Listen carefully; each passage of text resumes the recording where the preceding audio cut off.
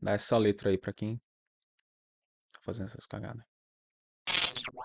Fundos imobiliários não vão te deixar rico.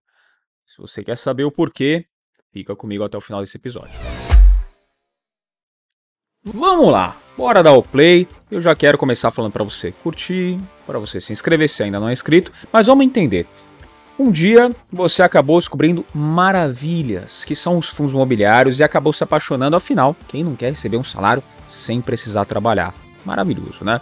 Pois é, mas se eu te disser que grande parte do que falam sobre os fundos imobiliários pode acabar te fazendo perder dinheiro ou te complicando no longo prazo.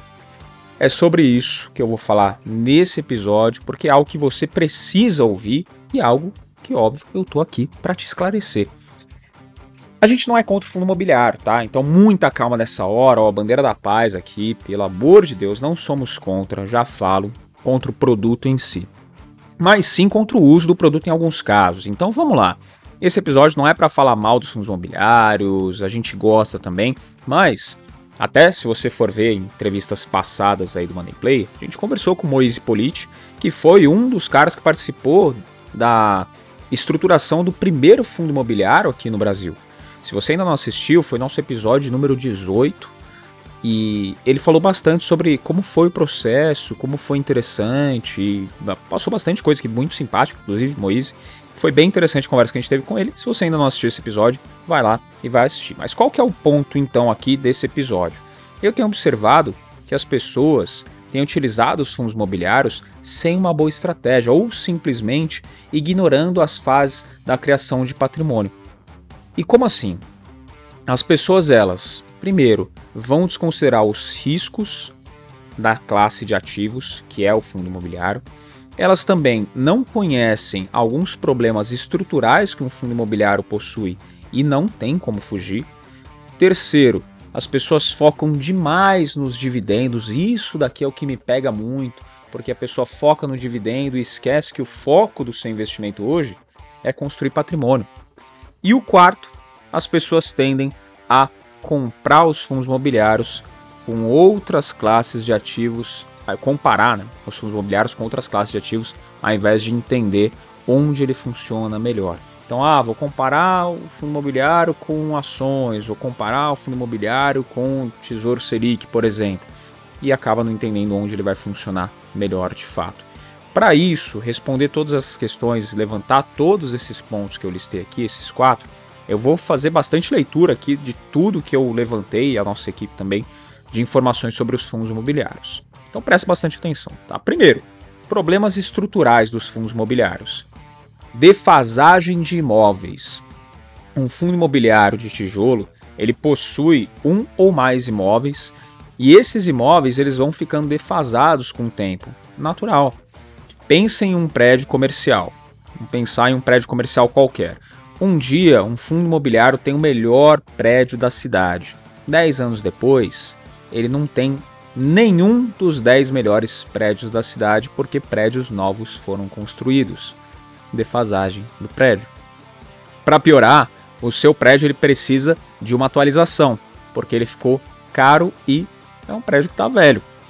Essas questões, elas fazem com que o valor do aluguel ele vá perdendo força ao longo do tempo. Isso é natural. Assim como a probabilidade de vacância também aumenta com o passar dos anos, porque uma grande empresa que hoje ela está localizada no melhor prédio da cidade, isso tem um status, isso tem um preço. No futuro, se o prédio não é mais o melhor da cidade, o mais tecnológico, o mais novo, o melhor localizado, essa grande empresa, se ela quiser se manter no melhor, ela vai ter que mudar. Se esse melhor está em outra gestão, está em outro fundo, por exemplo, esse fundo aqui ele perdeu. Então, isso vai acontecer, tá? Essa probabilidade de vacância também.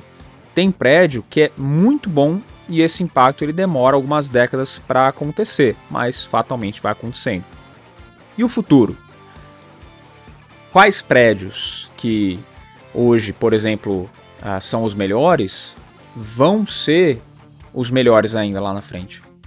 Assim, posso apostar com você aqui que em São Paulo, tá, não para de subir prédio aqui, inclusive na região que eu estou gravando, que é próximo a Faria Lima, centro financeiro do país, tem vários prédios que estão sendo construídos.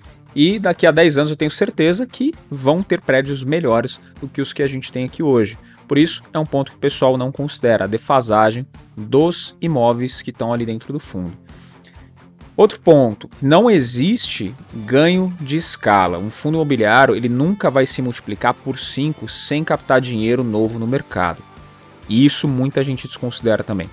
Diferente de uma ação de uma empresa que pode ver o seu resultado, o seu lucro crescer e aí, consequentemente, a receita ela vai se multiplicar por 5, por 10 ou até por 100 em alguns anos, a depender do sucesso de um novo produto, um novo serviço, por exemplo, tá? Porque a empresa comprou um concorrente, porque a empresa ela desenvolveu algo novo ali e teve mesmo o seu valor multiplicado por várias vezes a receita. Um fundo imobiliário ele não pode aumentar o número de prédios novos sem fazer uma nova emissão de cotas. Não pode simplesmente sair comprando imóveis à torta e à direito. Ele precisa fazer nova emissão de cotas. E também, assim como uma empresa pode ter 100 mil clientes hoje e 2 milhões de clientes em 3 anos, um fundo imobiliário não consegue ter essa explosão de clientes porque a área locável ela vai ser a mesma por cota. Ou seja, o crescimento do fundo imobiliário ele fica restrito dentro daquilo que está na regra do jogo. O fundo ele não pode sair comprando vários prédios, então ele vai aumentar o número de inquilinos que ele tem. E aí, para fazer isso, ele precisa emitir novas cotas. Você, que é cotista, para poder participar disso, vai ter que comprar, vai ter que ter o desembolso. Não vai ter o seu patrimônio sendo multiplicado por 5 ou por 10 vezes, sem que você tenha que comprar ali novas cotas do fundo. Imóvel é diferente de um FI. Também é um outro ponto que as pessoas não consideram. Eu quero deixar claro isso para você. Por mais que os imóveis de um FI sejam o lastro do FI, a gestão pode acabar comprometendo o desempenho do fundo imobiliário, ou até mesmo fazendo aquele fundo imobiliário falir. Sabia disso? Aposto que não, né? Então só isso já vale o like, já vale aqui o comentário também, se você tinha essa informação. Porque o imóvel é diferente do FI, completamente diferente. Ou seja, não é necessário que o prédio caia para que o fundo imobiliário ele vá a zero. Pode acontecer dele quebrar e o imóvel continuar lá bonitinho. Vai ser comprado por outro gestor. Dívida do FI, como que ela funciona? Diferente de uma empresa, se o fundo imobiliário ele quebrar, todos os seus ativos serão vendidos e se sobrar alguma dívida, ela vai ser dividida entre os cotistas, diferente de uma empresa. Isso significa que, com fundos imobiliários, você pode perder mais do que investiu. Nas ações, isso não acontece. Então, nos fundos imobiliários, você tem essa possibilidade de perder mais do que aquilo que você colocou de dinheiro.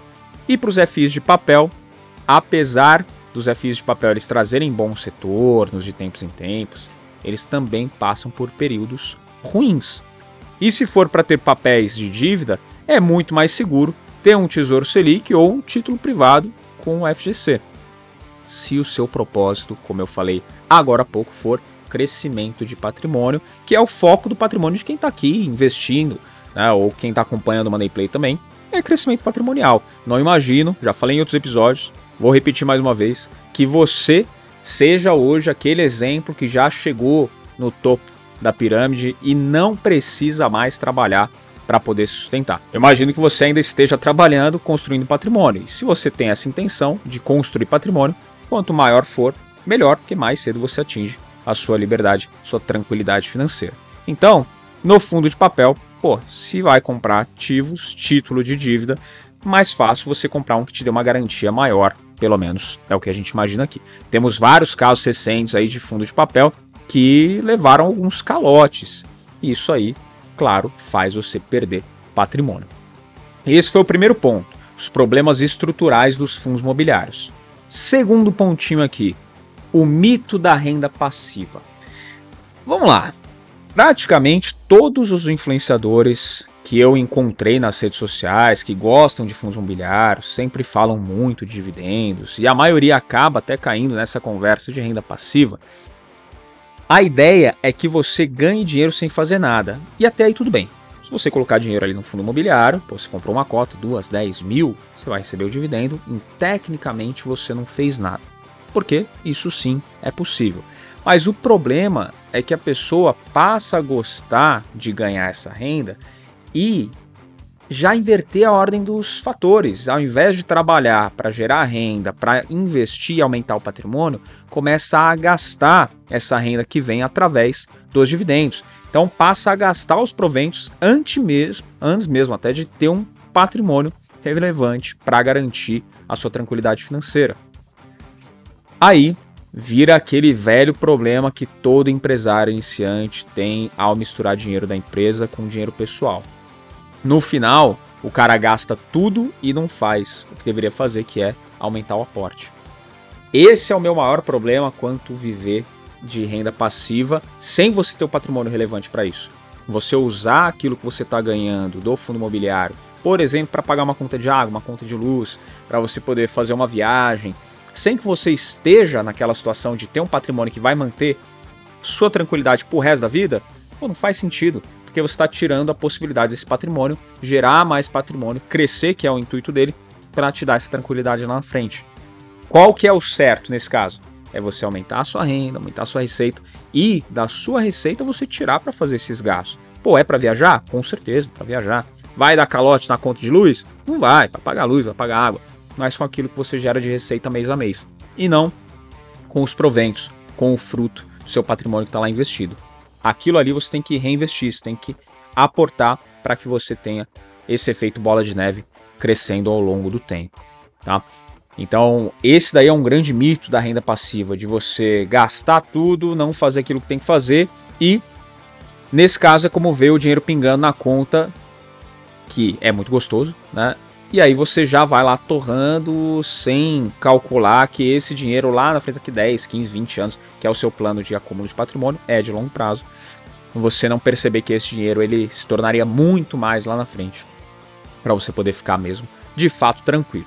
Que é o plano, a gente vai falar aí de 10, 20, 30 anos, tá? E não de 2 anos construindo patrimônio, porque é em 2 anos dificilmente você tem construído um patrimônio relevante para poder ficar sossegado.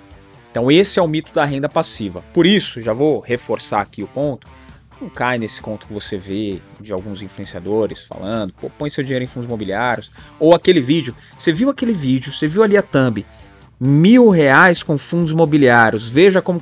Se você tá clicando nesse tipo de vídeo, tá assistindo e vendo esse conteúdo, cara, aqui o Money Play não é lugar para você, sinto muito, não é lugar para você. Tá? É legal ter a sua audiência, é legal ter a sua curtida, o seu comentário, mas aqui não é lugar para você. Por quê? Fala para mim, sinceramente, manda aqui nos comentários. R$1.000 por mês vai mudar a sua vida de salário para você pagar o que você tem que pagar todo mês? Garante o teu sustento, R$1.000 por mês? Pô, Fabrício, ter R$1.000 a mais seria interessante. Beleza. Aí eu não posso falar que não. Mas vai mudar a sua realidade? R$1.000 por mês, você vai conseguir parar de trabalhar?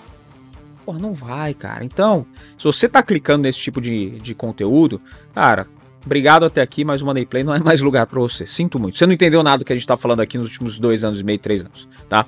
Mas vamos lá. Vamos entender também o outro ponto, que é o terceiro que eu destaquei, que é quando faz mais sentido investir em fundos imobiliários. Vamos pensar no seguinte. A sua vida vai ter basicamente 3 etapas. A primeira etapa, você investe em você mesmo, para você poder aumentar a sua renda, e aí vale estudar, comprar livros, comprar cursos, fazer intercâmbio, aprender inglês. O foco ele é sempre maior em você estar em empresas que se destacam no setor e vão pagar melhores salários. Essas empresas elas vão exigir mais conhecimento, por isso faz sentido você investir, se especializar para você atingir esses patamares. Ponto. Depois, na segunda fase, aí sim você tem que focar em fazer aportes em ativos de longo prazo. Por exemplo, aqui no Money Play a gente tem a nossa estratégia de criação de patrimônio. Se você quiser fazer parte do nosso grupo, conhecer o Money Play Pro, eu vou deixar o link aqui nos comentários também. Tá? Então clica aqui, conhece um pouco mais do conteúdo que a gente trabalha lá. É uma base do que a gente vem já trazendo aqui em vários episódios, só que com as informações mais direcionadas, também o público já está mais focado em tudo que eu estou falando até aqui, que é construção de patrimônio. Se você quer saber mais, clica aqui no link da descrição para você fazer parte também do Money Play Pro. Porque esse é o segundo passo. A segunda fase é você separar uma parte da sua renda e investir em ativos para o longo prazo, visando ali alcançar a sua tranquilidade, que na terceira fase é quando você vai viver desse patrimônio que você acumulou.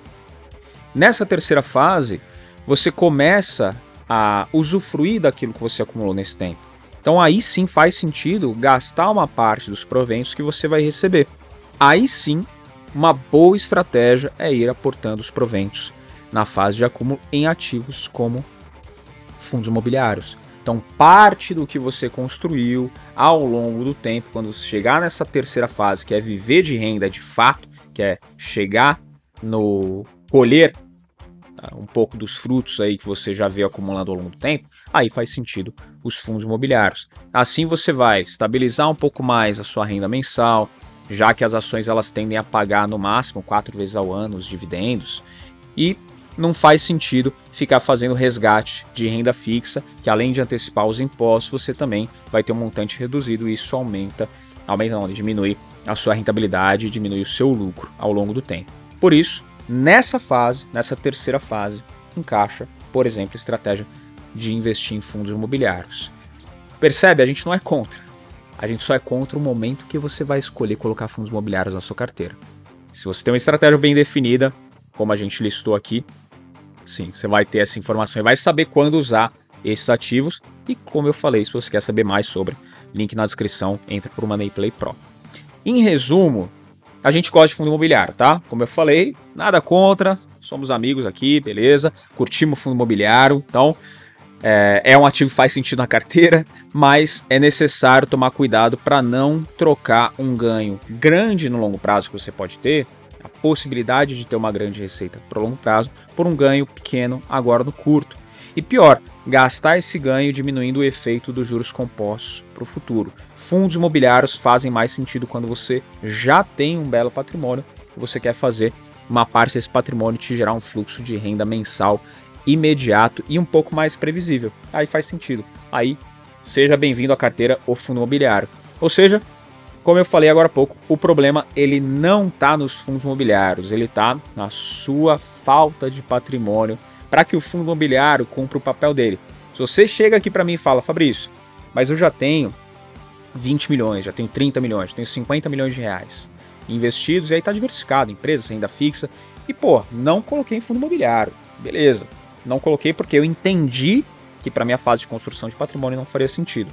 Só que agora eu quero reverter isso, para eu poder ficar sossegado e esse patrimônio me gerar uma receita mensal e eu não ter que me preocupar em trabalhar. Não vou parar de trabalhar, vou continuar trabalhando, mas sem essa pressão nas costas de ter que gerar receita. Beleza. Você quer ganhar quanto por mês? Acho que uns 30 mil dá. Você tem 50 milhões? Pô, em fundos imobiliários, você consegue.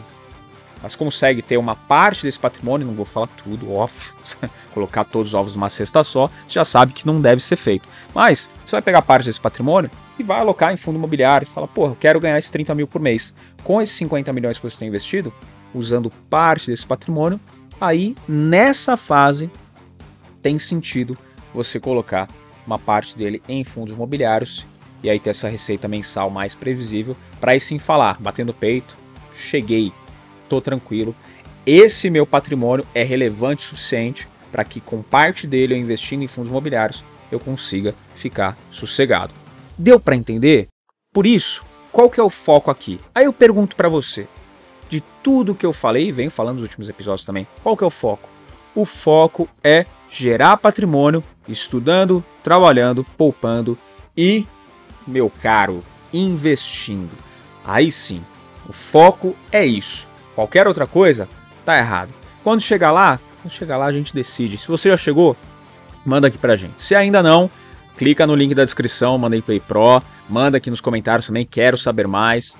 E aí a gente vai conversar lá no Money Play Pro, eu te encontro lá com as estratégias para a gente poder trabalhar bem esse patrimônio, trabalhar bem os investimentos. Curtiu esse episódio? Deixa o like, se inscreve se ainda não é inscrito. Não esquece de mandar esse episódio aqui também para aquela pessoa que é fiel defensor dos fundos imobiliários e que você vai conversar sobre qualquer coisa lá. Fundo imobiliário aqui, ó, caiu esse mês R$ 1.200 de fundo imobiliário. Já paga aqui meu aluguel. Pô, ó. Manda esse episódio para ela saber o que ela tá perdendo ou tá deixando de ganhar ao longo do tempo. Combinado? Te vejo no próximo Money Play. Tchau.